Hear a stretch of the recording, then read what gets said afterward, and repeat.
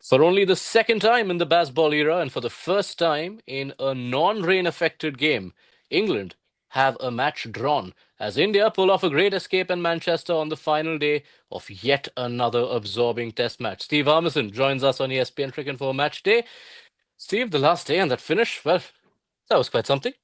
It was brilliant, wasn't it? It was fantastic. It really was. The test match had everything. It had great runs, some ridiculous bowling spells, some not very good bowling, and a calamitous finish, which I thought was hilarious.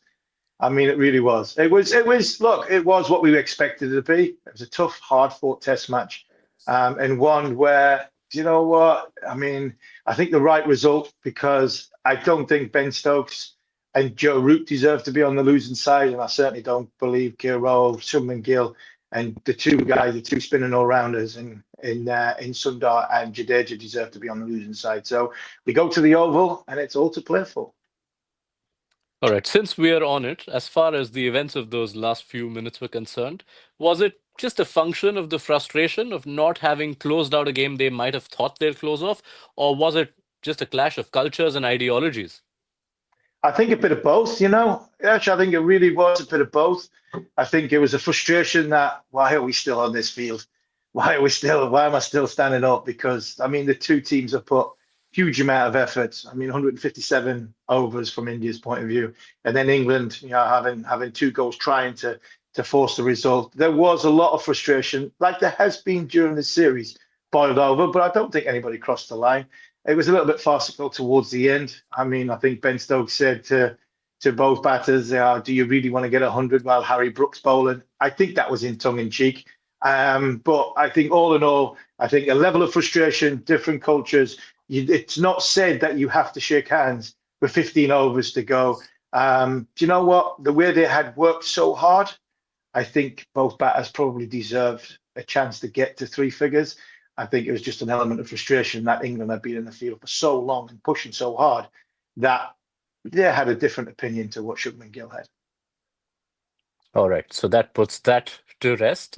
143 overs is the second longest a second innings has gone in a test in England in the last decade. So that perhaps explains a sense of what England felt. But among the things they will rue from this test match, the dropped catches, Shubman Gill twice, Ravindra Jadeja before he'd got off the mark of his first ball. Yeah, I think that was a tough chance, but one that I think probably 6 out of 10 Joe would catch. The Ollie Pope one, it was fingertips, wasn't it? It really was fingertips. Liam Dawson dropped one, which the Liam Dawson one was an interesting one because Liam hasn't played a huge amount of international test match cricket. Bryden Castle bowled two no balls, and Liam was bowling at the time. So both times Liam Dawson took his cap off, brought it back, and then had to go and bowl again. So he was probably thinking about bowling his first ball the next over as the ball flashed to him. So these are things, no excuses, international, they should be taken. But the Jadeja one, can you really have a go at Joe Root for what he's done in this Test match? To say he dropped the catch that what possibly could have changed the game. But look, catches, as the saying goes, they win matches. But I think England overall, I think they're huffed and puffed. I think they've run out of juice a little bit. Both teams have run out of juice from a bowling point of view. I think a lot of question marks will come to the spin bowler not being able to spin England to victory on a pitch which was day five, for third innings. These are the question marks I think England need to look at. But what I will say is Right. it's no excuse. But I think from a home advantage point of view, these pitches just aren't suiting England at all. The four pitches we've had, Henley, not too bad. I think they'll get away with that just. But these last three pitches are England's kryptonite. And at home advantage, England's services have got to be better because of the skill sets that England team have got. Right. So let's go into those factors and let's start with Liam Dawson. Of course, have to bear in mind he's playing a test match after 8 years, but going into the final day, many believe that he would be quite a decisive factor. Why was he unable to utilize that rough against the left-handers, which everyone thought would be a big factor? I think India played him well. I think India are very, very good at playing spin, obviously. I think the rough that was there from a distance, not being out there and seeing the pitch this morning, but from a distance, the three sort of rough marks, the foot marks, the closest one to the batter was very close. So it's half volley, and I would imagine a lot of good players, the left-handers, will be able to cope with that. And then the next rough was a little bit wider, so it wasn't sitting get close to off stump where you can see one rolling along the floor or spitting and bouncing. So yeah, there to his defence, but I think I didn't learn anything more than I already knew about Liam Dawson going into this Test match. He would hold an end up. He'd be very economical. He'd be give you a bit of control, but has he got the skill sets from a spin bowling point of view to knock over a team in international cricket? And I think that came home to roost. There's a lot of people called for Liam Dawson playing, and rightly so, because he was the best cab that was next off the rank. But for me, Liam Dawson is a frontline batter who can bowl a little bit of spin. And looking at first class cricket, he's got 50 wickets in the season. I think it just shows you the gulf between that level, international level, and playing against India, no matter where you are in the world. And I think that just showed that came home to roost a little bit. And I think there was an element of frustration. I think it's to watch this space whether Liam carries on or not, because there was a lot of talk at tea time, and it looked as though there was a different opinions between the left-arm spin bowler and the England captain. What the England captain wanted, I'm not sure the left-arm spin bowler in Dawson could deliver. I wanted to deliver because I don't think he felt comfortable trying to deliver it. But I might just have been putting two and two together and getting five. Mm. It was televised, that chat between Stokes and Dawson going into tea. So let's see what happens there. But let's talk about the fast bowlers. Did you feel on the final day the effect of the wear and tear of just this series was felt? Because if you look at the overs bowled between Wokes, Scarce, and an injured Stokes, there's only 18 overs bowled on the final day. Yeah, I mean, yes, they've got to be cooked, and they really have. I mean, it's a. If anybody thinks that this game's played by robots, especially with a fast bowler's point of view, it's not. I mean, Jasper Bumrah he looked heavy legged. Mohamed Siraj looked heavy legged. Bryden Carse, Chris Wokes, Ben Stokes, they look as though they've gone through the ringer over the course of this last sort of 5 weeks. In Jofra Archer's playing two Test matches in a row in the back of 4 years, so. The body's telling you one thing, your head's telling you, and your mind's telling you could do something else. But unfortunately, when you look down towards your feet, that little bit in between is not working. And if it's not working, your legs, you've got nothing in your legs.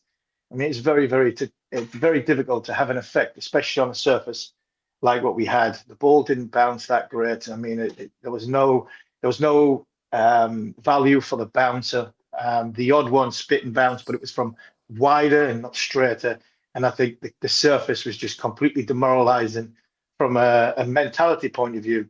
And then when you're looking for your body to give you, some more energy, I mean, both bowling attacks looked pretty toothless on this surface. And no, there'll be no surprise if any of these bowlers go to the Oval from a seam bowler's point of view and players, other than obviously Stokes being the all rounder, because I think both teams will have to change their lineup, because looking at this Test match, they did look as though they were really, really tired.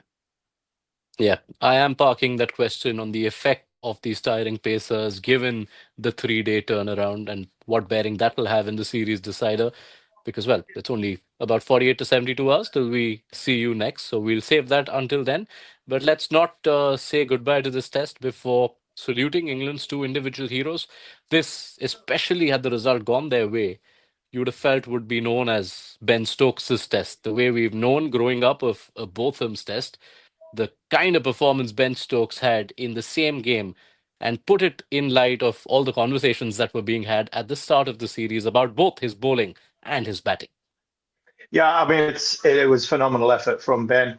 And even if Ben was 25, I know he's 34, but if he was 25, he still would have struggled to finish the Test match on day five because of a physicality point of view, even though he's in supreme fitness. His batting has, I think, got better throughout the series. And he wants somebody to play that number seven role, and that role he batted at number six, obviously. So Jamie Smith starting to become that player who can who possibly could fill that number seven role, because the role that Ben wants is to take the game away from the opposition. And he did that throughout that innings. Innings was fantastic. It really was. He absorbed pressure when the bowlers bowled well in times from India's point of view. And he went through the gears and he batted with the tail brilliantly. And to be only the fourth person or fifth person, I think it is, to get 100 and a five-for as the captain in a test match, Yeah. the first Englishman to do it, it is, a phenomenal achievement from the batting point of view, because what he came into that innings having bowled England into a great position. He looks as though he's probably the only bowler at this moment in time, with the exception of Archer, because you have to park Archer a little bit because he's coming back into Test cricket. But for me, all the bowlers that have been on show from England, I mean, Stokes has been a class apart. He really has been a class apart, and he showed that in a quiet surface, and a surface that didn't give him a great deal. And every time England needed that little injection, he gives them it. It's just a pity it took a lot out of him, and he could only do it for a short period in the fifth day. So great Test match from Stokes, great one from Root. From England's point of view, it'd be a missed opportunity not to win the Test match. And I think from a captaincy point of view, I think that's what he'll possibly be thinking over the course of the next 3 days. That all that effort he had, it would have been great to finish off the series and winning 3-1. Hmm. Even on the final day, with that battered body, he got the wicket of KL Rahul. So we will wonder what would have been of this test if Ben Stokes was fit.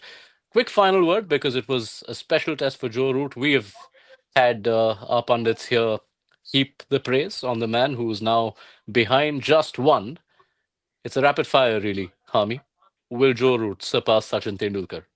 Yes, he will. Unfortunately, apologies to all my Indian fans if I've got any in that part of the world after these last four Test matches. Yes, he will. And that's nothing to say anything from Sachin's point of view. There's three icons of cricket for me: Bradman, Tendulkar, and Warne. The rest of the top echelons are great, and Joe Root is definitely a greatness. He'd be relieved he's past Callis, Dravid, and Ponting, and hopefully it's going to go quiet for 18 months before we start talking about 500 to go till he gets to, or 1,000 to go to get to Sachin Tendulkar. But marvel in this Test match. He was absolutely brilliant. And there's only one man to get past now, and that's Sachin. Hopefully for England in about 2 and a bit years' time, because if he does do that, it means England have been successful. Geez, Ami, that rescue job from you was almost as good as Washi and Jadeja on the final day. You went from alienating everyone in India to just saving the situation. Well done. Uh, So good having your company. 20 out of 20 days done. Let's see how many more. I remember the last time we had an India England series, I used to ask you, will we see a fourth day? The question now is, will we not see a fifth day? That's how good it has been. Can't wait for the final chapter. Thank you so much, Steve Harmison, for your time. Absolute pleasure.